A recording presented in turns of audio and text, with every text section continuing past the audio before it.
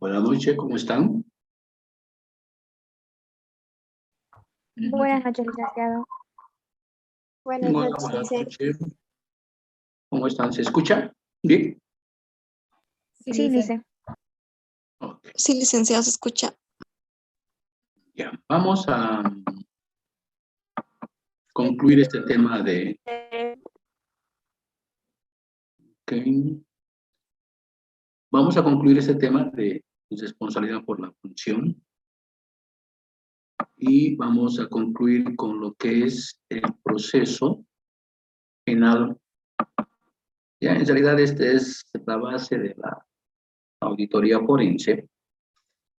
Y cuando vimos el tema del proceso de responsabilidad civil, hemos visto que el tema penal es un proceso de carácter colectivo, no es como los demás procesos. Por ejemplo, el civil, el laboral, el, el- el proceso inclusive familiar, de divorcio, todos esos procesos son procesos de dos partes nada más, ¿ya? Entre una que demanda, la otra que es demandada. Y la justicia solo opera como administradora de ese tema, de la justicia. En cambio, un proceso penal es un proceso de carácter colectivo, porque aquí necesariamente, obvio, sobre todo, podríamos decir el 99% de los delitos son de orden público, donde aquí participa un demandante o un querellante, participa la policía, ¿ya? Participa el fiscal, participa el INPI, investigaciones forenses, y si está la PIS, si es un tema económico, participa la UIF, ¿ya? También participa el órgano judicial, y si es un tema de corrupción, también participa la Contraloría. Es decir, es un tema bastante complejo, donde participan varias instancias. Entonces, al margen de los otros procesos, por ejemplo, un tributario, se inicia la acción, el juez recepciona los documentos de la demanda, ya puede ser de parte de un contribuyente a impuestos, y lo que va a hacer es trasladar el juicio a impuestos. Entonces, entre el contribuyente y el impuestos es una relación documental de presentar papeles a través de sus abogados. Pero en este tema penal, ya, que tiene 4 etapas. Hay una primera etapa que es la etapa preparatoria, que es la etapa de preparar la denuncia, la querella, ¿ya? Es decir, la acción, porque de esta etapa va a depender el resto de las etapas, ¿ya? Entonces, ¿qué pasa acá? Por ejemplo, esta etapa preparatoria puede ser iniciada por un informe de la Contraloría. Entonces, el informe de la Contraloría va a servir de prueba. Entonces, todo lo que se está mencionando en el informe de la Contraloría va a ser la base para la demanda. Entonces, el informe de la Contraloría dice que hay indicios de responsabilidad penal por la comisión de los delitos de uso de instrumento falsificado, conducta antieconómica, puede ser incumplimiento de deberes, cualquier delito. Lo que se va a mencionar en esta etapa preparatoria va a servir hasta el final, ¿ya? No se puede cambiar. Normalmente se dice que esta etapa representa el éxito en un 40 o 50% de todo el proceso. ¿Ya? Esta etapa es la inicial, ¿ya? Entonces, dependiendo de cómo se hace esto, es para esperar un buen resultado. A veces esta etapa preparatoria arranca con puede ser por un informe, como es el caso de una auditoría que se hizo al puente que se cayó en la zona sur, que tiene muchos defectos ese informe de auditoría, pero sin embargo ha servido de base para iniciar la demanda, la querella de parte de la alcaldía al constructor. Entonces, un proceso penal tiene que seguir todas estas etapas necesariamente. Aunque sabemos que está mal, sabemos que ese juicio va a terminar mal, pero igual hay que terminar por lo menos la etapa de la investigación, ¿ya? Entonces, un proceso penal tiene estas 4 etapas. Una etapa preparatoria donde presentamos la documentación y la demanda. En esta etapa ya deberíamos tener los documentos que respaldan la comisión de un delito antes de iniciar la acción, ¿ya? para que se facilite, porque muchas veces estas etapas se las hacen así de una manera, por una denuncia pública, por una denuncia en un medio de prensa, por una denuncia que después no se la puede probar, ¿no? Luego viene una etapa, que es una etapa dedicada exclusivamente del fiscal, que es la etapa de la investigación, donde el fiscal hace uso de todos los medios, como es la policía, conocer gente del IDI, peritos independientes, personas que le van a ayudar en el proceso de investigación. Luego está la etapa acusatoria o de imputación, ¿ya? Que también la tiene que hacer el fiscal. Y esto es cuando tiene, como dicen normalmente, los elementos de convicción necesaria para sustentar el hecho de la investigación que demuestre la comisión de un delito de manera científico-técnica. Y estas tres primeras etapas son clases exclusivas del fiscal. De ahí viene lo que es el juicio oral. A partir de acá, recién interviene el órgano judicial dentro de la etapa de la investigación de comisión de delitos. Es muy diferente lo que es las medidas precautorias, ¿no? Esa es una etapa inicial, pero es simplemente de medidas precautorias. Ahora, ¿cómo funciona este proceso? Aquí vamos a hacer un análisis de resumen, porque esto es bastante complejo, de un procedimiento ordinario. Hemos visto delitos de corrupción que tienen un tratamiento diferenciado a un proceso ordinario. Hemos visto lo que es los requisitos de un proceso con delitos financieros, ¿no? Entonces aquí vamos a ver un procedimiento ordinario común y corriente, veremos de un delito menor, si quieren, ¿no? Entonces, para que se haya iniciado un proceso de carácter penal, tiene que haber un hecho punible. ¿Qué significa un hecho punible? Tiene que haber un delito de por medio, ¿ya? No importa las circunstancias, pero si se encuentra un delito, este delito tiene que ser puesto a conocimiento de un fiscal mediante las siguientes acciones. Puede ser una querella directamente ante un fiscal. Entonces, ¿qué sucede? Este proceso, cuando se inicia una acción, yo inicio a otra persona una acción penal y la presento directamente al fiscal. Ese fiscal va a decir, bueno, como es algo directo, se supone que la persona que está iniciando una acción penal tiene todos los elementos de convicción para demostrar que el otro ha cometido un delito.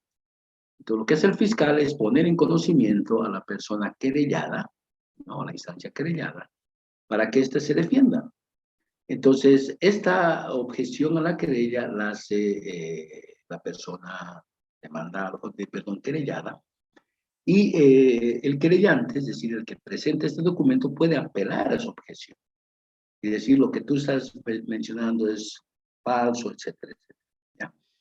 También se puede presentar una denuncia ante el fiscal. Hemos dicho que los fiscales están de turno y trabajan, si quieren, 24/7, las 24 horas, los 7 días a la semana. Pues hay fiscales adscritos a DIPROVE, fiscales adscritos a la FELCC, fiscales adscritos a la FELCB, hay también fiscales en la aduana, fiscales en el tránsito, hay fiscales de turno, si quieren, en días feriados y en horas de la noche. Entonces, se puede hacer la denuncia directa ante ese fiscal. También en algunos lugares se puede hacer la denuncia ante el subgobernador, ¿ya? Los que antes eran los subprefectos. En Cochabamba, como nosotros no tenemos todavía una carta autonómica de la gobernación, un estatuto, todavía se manejaba el concepto de los subprefectos, ¿no? Pero ahora serían subgobernadores. También están los regidores en algunas poblaciones. También la denuncia se les puede hacer a ellos. También la denuncia ante la policía, ¿no? Y también puede haber detenciones por prevención policial, es decir, que la policía encuentre algunas situaciones donde detenga personas, que sea por hechos de robo, de atracos, y lo que van a hacer en todas estas instancias, ya sea la querella ante el fiscal, denuncia ante el fiscal, ante el corregidor, ante la policía o la prevención policial, necesariamente van a ser puestos a consideración del Ministerio Público, que es la cabeza, que es el fiscal del distrito. Va a llegar todo esto al fiscal del distrito. Y el fiscal del distrito, dependiendo de la importancia y de las acciones que va a seguir, puede avisar a un juez cautelar dentro de 24 horas. Es decir, por ejemplo, ha habido una detención por prevención policial de unos hechos delictivos y la Fiscalía decide mantener esa acción de detención por otras 24 horas más. Pero, ¿qué sucede? Dentro de las 24 horas siguientes, tiene que informar a un juez cautelar, decirle de los motivos que le habrían llevado al Ministerio Público a solicitar la continuidad de la detención. Entonces, este juez cautelar, en base a los requerimientos del Ministerio Público, dictará las medidas cautelares, que pueden ser detención preventiva, pueden ser detención domiciliaria, pueden ser acciones de arraigo, de presentación ante la Fiscalía, las que disponga el juez, ¿ya? Ante el requerimiento del Ministerio Público. Entonces, una vez que se ha hecho toda esta acción, ya, por decir, se ha dictado una detención preventiva, que normalmente ya no debe pasar los 6 meses. ¿Ya? Esto el juez le da 6 meses al Ministerio Público para que haga la imputación. Pues una vez abierto este proceso, o paralelamente, el Ministerio Público lo que hace es pedir el apoyo de la policía, ¿no? A través, en este caso, de la PERC-CS, que tiene que luchar contra lo que es delitos de crimen ordinario y de corrupción. Entonces, la policía supuestamente tiene 5 días para hacer la diligencia de policía judicial y informarle al fiscal para que arranque con el proceso de investigación sobre la base de ese informe de la policía realizado de manera preliminar. Ahora, esto muchas veces no se cumple, ¿ya? La policía puede ser de que, si se trata de un juicio de corrupción, que pueda pedir un peritaje. Internamente la policía tiene profesionales que se dedican a ciertas actividades, por ejemplo, psicólogos forenses, médicos forenses, tienen grafotécnicos, tienen personal anticorrupción, la policía. Entonces, ahí se van a dedicar a hacer investigación previa, y esta investigación preliminar, que debería durar 5 días, normalmente dura 1 mes, 2 meses, dependiendo de la complejidad del caso, ¿ya? Entonces, una vez que se ha hecho llegar este informe preliminar ante el fiscal tiene 6 meses para investigar, ¿ya? Pero no es a partir de lo que le entrega el informe de la policía, sino es a partir de lo que el juez cautelar determinó, ¿no? Entonces, una vez en ese periodo de las actuaciones por parte del fiscal, el fiscal va a pedir el apoyo de peritos y de forenses para hacer que su proceso de investigación. Una vez concluido su proceso de investigación, el fiscal tiene que tomar una decisión, ¿ya? En algunos casos, dependiendo del tipo de delito, por ejemplo, si el delito fuera, como vimos el ejemplo en la anterior clase, de homicidio, por ejemplo, un accidente de tránsito, y tienen detenido a una persona ya por 2 años. Entonces el fiscal les va a las víctimas, ¿no?, a los creyentes, les va a informar que esa persona máximo va a estar 1 año más, porque su delito no puede exceder de 3 años. Entonces aquí les piden por qué no llegan a un acuerdo. Y normalmente, como salida alternativa, llegan a unas compensaciones, ¿no? Si las partes están de acuerdo, el fiscal está de acuerdo, se le informa al fiscal del distrito. Y si el fiscal del distrito está de acuerdo, bueno, ya no llegan a juicio, ¿no? Quedan ahí. También el fiscal puede sacar una resolución de sobreseimiento, indicar que los extremos de la denuncia o de la querella presentada no han llegado a una etapa de tener una convicción de que realmente se han cometido esos delitos y se ha podido demostrar de manera científico-técnica. Y si no se ha podido demostrar, lo que el fiscal pide es el sobreseimiento. Entonces, este sobreseimiento que saca el fiscal de materia le va a pasar como control jerárquico ante el superior, que es el fiscal del distrito. Pues este fiscal del distrito, si ratifica el sobreseimiento, ahí termina la investigación y no se llega a juicio. Pero si no ratifica el sobreseimiento, directamente el fiscal del distrito pide la acusación, ¿ya? Cambia de fiscal y hacen la acusación en forma directa. Y la tercera alternativa es la acusación, que debería ser lo normal, porque el fiscal es encargado de la investigación. Viene, si quieren, esta tercera etapa, la etapa acusatoria o de imputación. La etapa probatoria y de investigación es la investigación, y la preparatoria es la primera instancia. Pues una vez que se ha hecho la imputación o la acusación, se va a hacer la preparación del juicio. Actualmente existen varias complicaciones porque este juicio debería desarrollarse en base a jueces técnicos y en base a jueces ciudadanos. Esas figuras han sido modificadas y ahora preparar un juicio en materia penal es bastante complejo, porque en el caso de Cochabamba, por ejemplo, se tienen 3 salas penales. Entonces, llevar a cabo un juicio hay que pedir espacio, hay que pedir ambiente y definir. Y puede ser que en el momento del inicio de la preparación del juicio empiecen las famosas chicanerías, ¿ya? Por decir, se va a dar apertura al juicio oral, como ha sido en el caso de Reyes hace poco, de ese proceso de la compra de alimentos, ¿no? Que han terminado en el proceso, seguramente presentó un informe de auditoría, pero no se ha llevado a cabo porque no ha ido el fiscal, ¿no? Entonces, ¿qué ha hecho el juez? Han dilatado otros 2 meses, ¿no? Porque no hay espacio.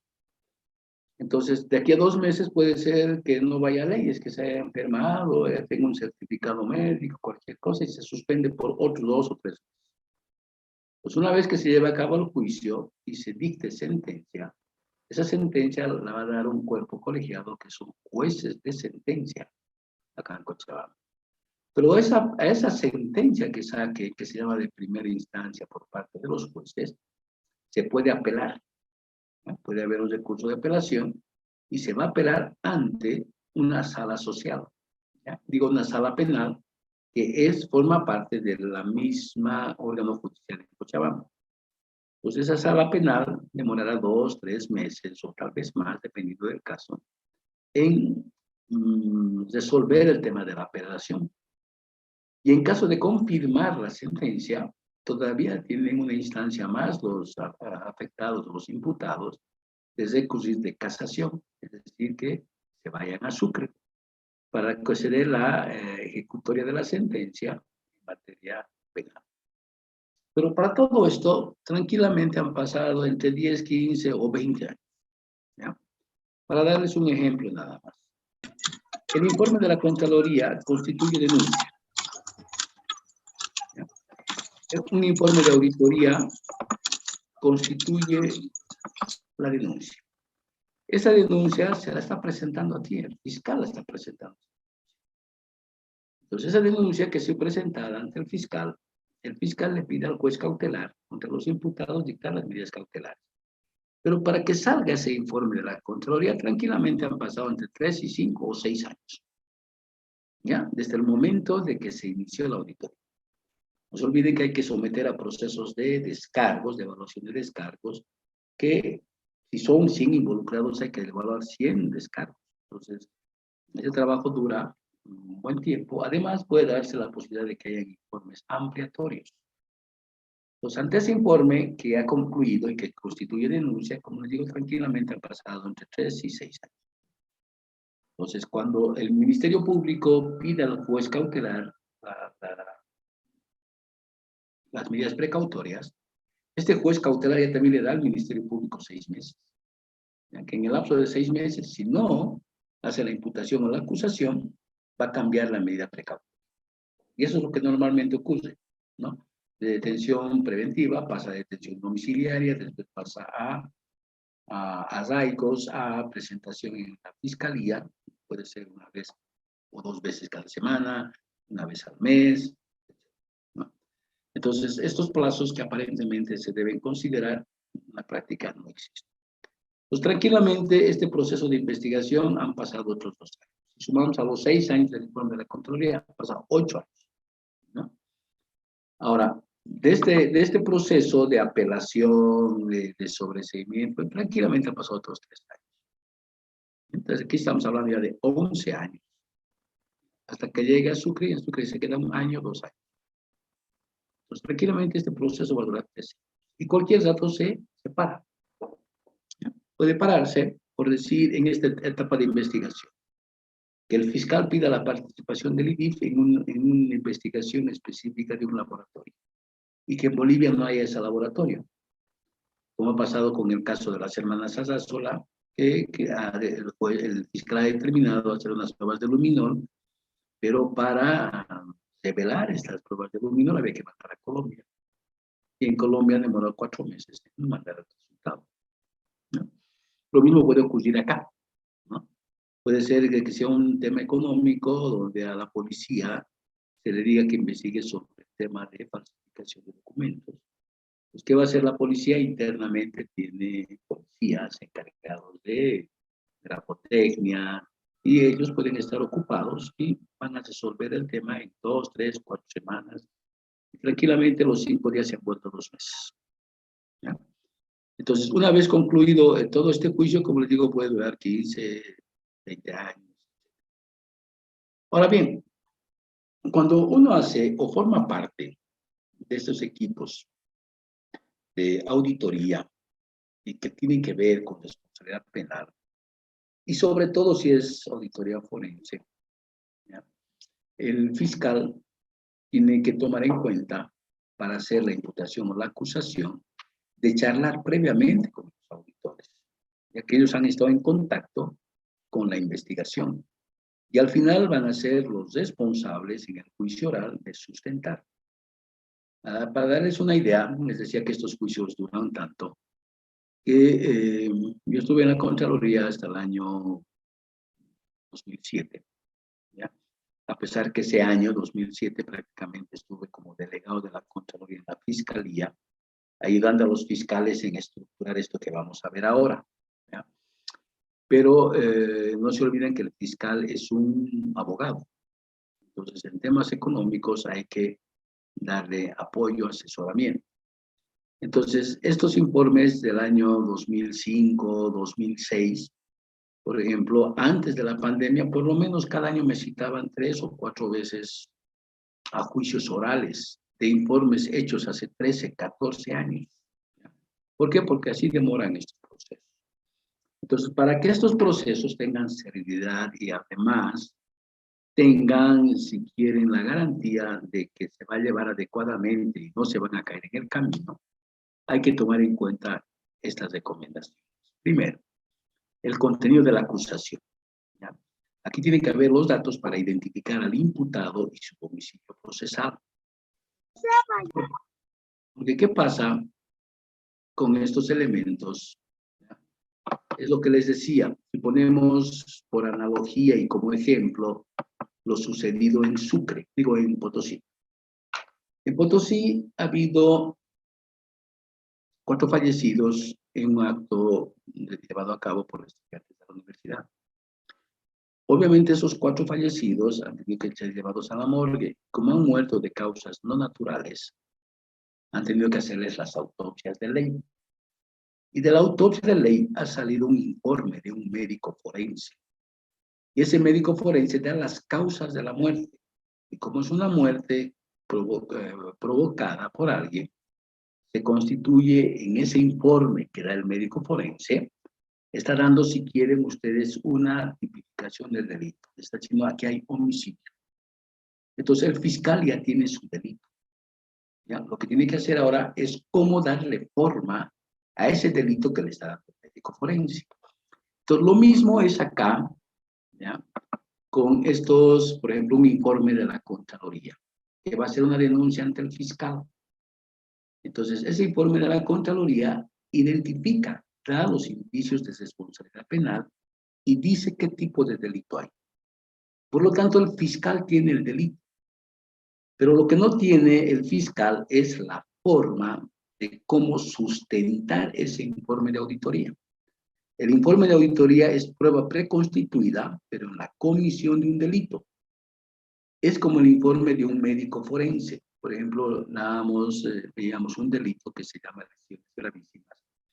Que hay un delito cuando el médico forense da 180 días de impedimento, asocia directamente a ese delito. Entonces, el fiscal tiene su delito, que es lesiones gravísimas. Ahora, lo que tiene que hacer el fiscal es investigar los móviles de la comisión de ese delito. ¿Para qué? Para pedir cuántos años de cárcel. Creo que vimos que cuestiones gravísimas, de 2 a 6 años. Entonces, el fiscal va a pedir 2, 3, 4, 5, 6 años, va a pedir 3 años, 6 meses, va a pedir 4 años, 8 meses. Para sustentar eso, el fiscal tiene que hacer la investigación. Entonces, el fiscal, desde el momento que se le da mediante un informe o un certificado, ya tiene el delito. El informe de la Contraloría va a dar el delito, pero no va a dar la forma de cómo se ha cometido ese delito. Entonces, ¿qué pasa? Esta acusación debe tener eso, los datos para identificar al imputado y su domicilio procesal. Es decir, puede ser que esté detenido preventivamente, puede ser que esté con detención domiciliaria, puede ser que no esté en Bolivia. En muchos casos, la ley Marcelo Quiroga dispone que se procese en ausencia del imputado. Entonces, a esta acusación hay que dar todas esas relaciones, ¿ya? Para que el proceso penal no se caiga por temas de defectos formales legales. ¿Ya? Porque si una acusación va, por ejemplo, con datos erróneos en el nombre o en los apellidos o el carnet de identidad del imputado, es motivo de objeción. Y eso tranquilamente va a demorar el tiempo de su procesamiento, ¿ya? Mientras se declare ese aspecto, para darles una idea, ¿ya? Si yo pongo en el documento de imputación que estoy procesando a es Manfred Antonio, ¿no? Antonio Manfred, cambio los nombres. Esa persona cuando lo estén imputando va a decir, señor, yo no soy Antonio Manfred, soy Manfred Antonio, por lo tanto, no corresponde que me notifiquen a mí. Vayan ahí y busquen a esa otra persona. Y ese hecho va a demorar otro mes, 2 meses o 3 meses, el hecho de no identificar correctamente al imputado y también su domicilio procesal.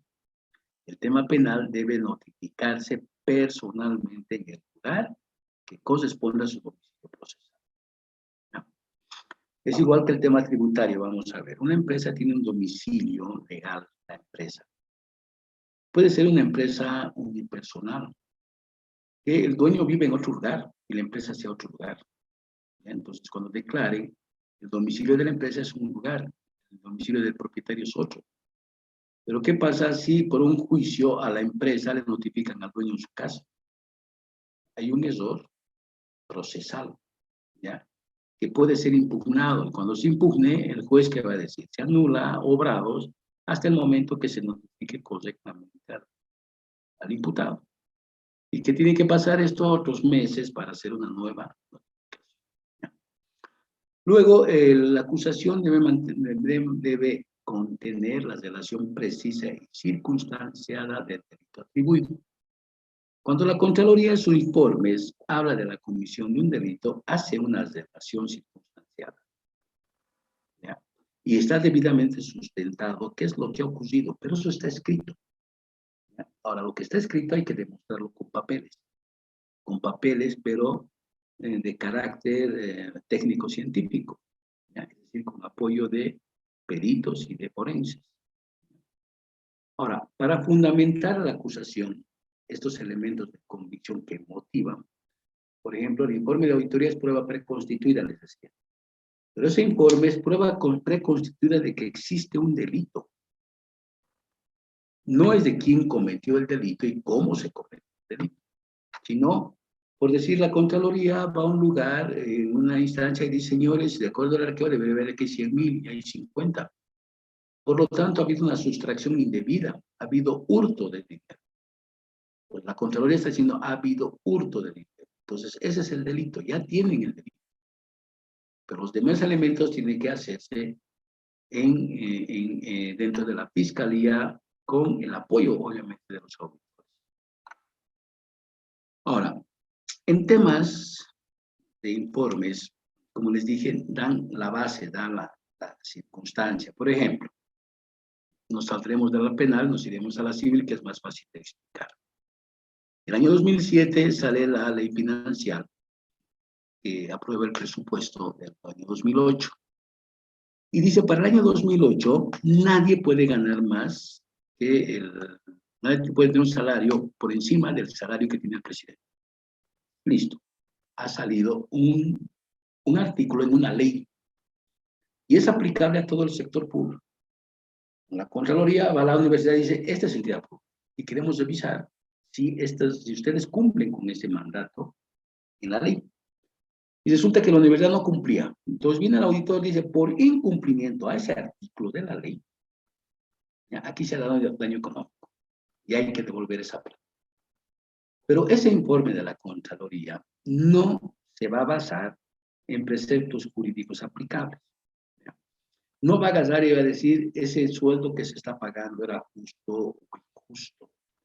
No va a hacer valoraciones de tipo legal de consideraciones previas en fallos del Tribunal Constitucional, en fallos, si quieren, en sentencias ejecutoriales del Tribunal Supremo, donde digan qué es el salario. Aquí no estamos observando el salario, no estamos observando que se ha incumplido una ley. ¿Ya? Entonces la Contraloría y sus abogados no van a analizar estos preceptos jurídicos aplicables de decir si era correcto o no. ¿Ya? Es como el caso de este tema de las circunstancias que sucedió en Potosí. Nadie en un proceso penal se va a poder analizar si esa reunión era legal o ilegal. Ya no interesa. El tema es que hay 4 personas que han fallecido y sus fallecimientos pueden ser atribuibles a delitos de comisión de homicidio. Entonces aquí el que ha autorizado de que se lleve a cabo una reunión no es homicida. Homicida es el que ha provocado que haya movilización de gente y que no hayan los elementos como para que la gente salga. La puerta era muy angosta. Aquí no le van a echar la culpa a que ha construido el edificio, nada, sino a la persona que ha motivado esa convulsión, nada más. No se van a ver los temas de preceptos jurídicos aplicables. Eso ya se verá en el tema del juicio oral. Ahora, el ofrecimiento de prueba. ¿Quién acusa debe probar? Entonces, si la Contraloría manda un informe de responsabilidad penal y le presenta, por decir, al alcalde de Cochabamba, y el alcalde lo presenta a la fiscalía, ¿ya? Entonces, el alcalde va a decir, aquí tengo un informe de la Contraloría Fiscal. Y aquí hay responsabilidad penal, indicios de responsabilidad penal. Entonces, el fiscal, el alcalde, que se va a constituir en parte del proceso o de la querella o de la demanda, va a decir, yo pido que se designen como peritos al auditor de la Contraloría que ha hecho este trabajo. O por lo menos los que han firmado este trabajo, ¿ya? Van a ser los que demuestren las pruebas y que demuestren el procedimiento que han empleado para hacer la auditoría. En otras palabras, se están designando como perito al auditor de la Contraloría. Ahora, solo la prueba ofrecida en la acusación puede ser producida en juicio, ¿ya? Y en todo momento. ¿Ya? Si yo estoy demandando a alguien o querellando a alguien, ¿ya? Por decir, por robo, ¿ya? Entonces el fiscal me está aceptando, el fiscal me está diciendo, ya, tú le estás metiendo juicio por robo. Ahora vamos a demostrar que ha habido robo. Entonces la investigación va a versar en esto, lo que estás presentando. Por eso te les decía que la etapa preparatoria es clave. Yo estoy presentando por robo. En la etapa de investigación vamos a investigar el robo. Ahora, si le han metido 4 o 5 delitos, robo, uso indebido, etcétera, etcétera, pues se va a investigar los 5 o 6 delitos. Pero en el momento de la etapa acusatoria o de imputación, tenemos que demostrar lo que se está pidiendo en el proceso, en la demanda, ¿ya? Entonces, eso es lo que menciona acá. Solo la prueba ofrecida en la acusación puede ser producida en juicio. En el juicio no se puede cambiar. Ya no puede ser que se encuentre otra cosa y se quiera cambiar, ¿ya? Ahora hay una máxima del derecho probatorio que es de carácter universal. Prueba no ofrecida es prueba no existente. Entonces, si la Contraloría en su informe de auditoría relata los hechos y menciona según comprobantes, según esto, esa es prueba ofrecida. Pero si hay algunos hechos que demuestren que se ha cometido ciertas circunstancias, pero no está en el informe y tampoco está en la demanda, esa prueba es inexistente. ¿Ya? No se la puede presentar después. Ahora, ¿cuál es el consejo práctico para el tema de responsabilidad penal? Que es lo mismo que es una auditoría forense. No se olviden que la forense es exclusiva de responsabilidad penal. Lo único que va a variar es que la auditoría especial con responsabilidad penal, ¿ya?, es solamente de indicios de responsabilidad penal. En cambio, la auditoría forense salta esto, ¿ya? La auditoría forense no va a servir en la etapa preparatoria, es una etapa acusatoria. ¿Ya? Es más avanzada. Entonces, ¿qué sucede con estas auditorías con responsabilidad penal? Es importante trabajar en equipo con el fiscal. ¿Ya? Asesorarle al fiscal sobre los temas. No se olviden que el fiscal es abogado y a veces se va a meter en temas económicos y hay que informarle al fiscal cómo debe proceder en esas situaciones. Además, dice aportar con perspectivas diferentes en la fundamentación de la acusación. Entonces, el fiscal nos tiene que decir, yo voy a acusar por esto. ¿Ya? Pero la acusación no es decir, ha cometido este delito, sino en la acusación ya hay que mostrar las pruebas. ¿Ya? Entonces, el auditor tendrá que ver si estas pruebas son las correctas. ¿Ya? Además, se debe ofrecer adecuadamente las pruebas. ¿Ya? No es agarrar y decir, aquí está todo el informe, todos los papeles de trabajo, sino hay que, esas pruebas hay que fundamentarlas en función a cada uno de los delitos que se deben investigar. Ahora, la acusación, el fiscal la debe hacer realmente cuando tenga todo fundamentado, ¿ya? Cuando tenga todas las pruebas y cuando estés realmente convencido que la comisión del delito es real y se la puede demostrar de una manera científico-técnica.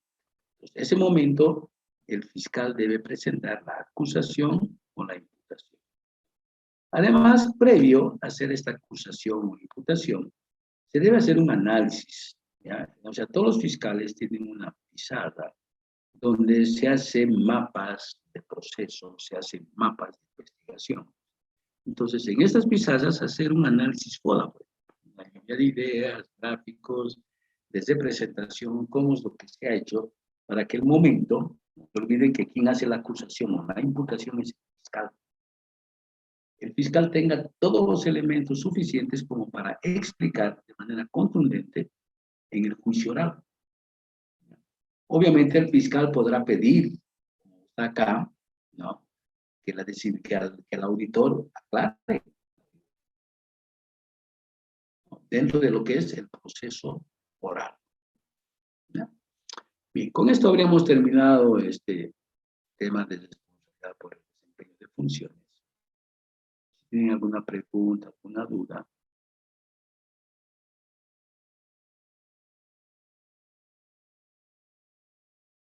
¿O creen que está clarito?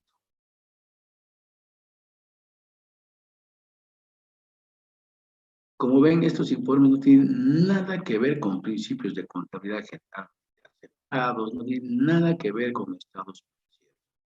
Esos informes se van a hechos, se van a acciones. ¿Ya? Y si esos hechos, si esas acciones pueden vincularse a un delito, es tema penal. Si esos hechos o esas acciones pueden vincularse a un resarcimiento de daño económico, es responsabilidad civil. Y si esos hechos, esas acciones contravienen el ordenamiento jurídico administrativo o las normas que regulan la conducta de un funcionario, es responsabilidad administrativa. Entonces, si esos hechos contravienen la gestión de una autoridad, esa es responsabilidad ejecutiva. Como ven, ¿en qué puede quedar un informe de auditoría? Se hace para los 4 tipos de responsabilidades. ¿Ya? Puede hacerse, la auditoría operativa es la base para la responsabilidad ejecutiva. Y la auditoría especial es la base para los otros 3 tipos de responsabilidades, es decir, la civil, la penal y la administrativa. Entonces, olvídense de que un informe de auditoría financiera con recomendaciones de control interno, es un informe que puede servir para iniciar una acción penal, civil, no sé. ¿Ya? Pero ya les dije que en Bolivia, toda nuestra justicia, no se olviden que el juez es abogado, el fiscal es abogado. Y si yo me acerco a un juez y presento una demanda, una denuncia contra otra persona y presento un informe de auditoría financiera, si la otra persona no sabe, el juez tampoco sabe, va a decir, bueno, se acepta el proceso. ¿Ya?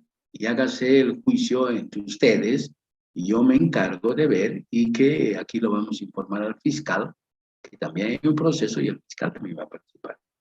No se olviden que el fiscal es abogado, no sabe que el informe de auditoría financiera no sirve para un juicio penal. Pero como no sabe, el abogado, como es abogado, puede decir, bueno, aquí hay un informe y yo le meto. Entonces es un tema bastante complejo. Ya les expliqué alguna vez que en 12 años que trabajo en la Contraloría, los últimos 6 ya en la parte ejecutiva, en estos últimos 6 no he visto un informe de auditoría especial hecho por una firma privada o hecho por una unidad de auditoría interna de entidades públicas que sean aprobadas como bases para iniciar una acción. Siempre se ha observado, porque es un tema bastante complejo. ¿Ya? ¿Alguna duda, alguna consulta?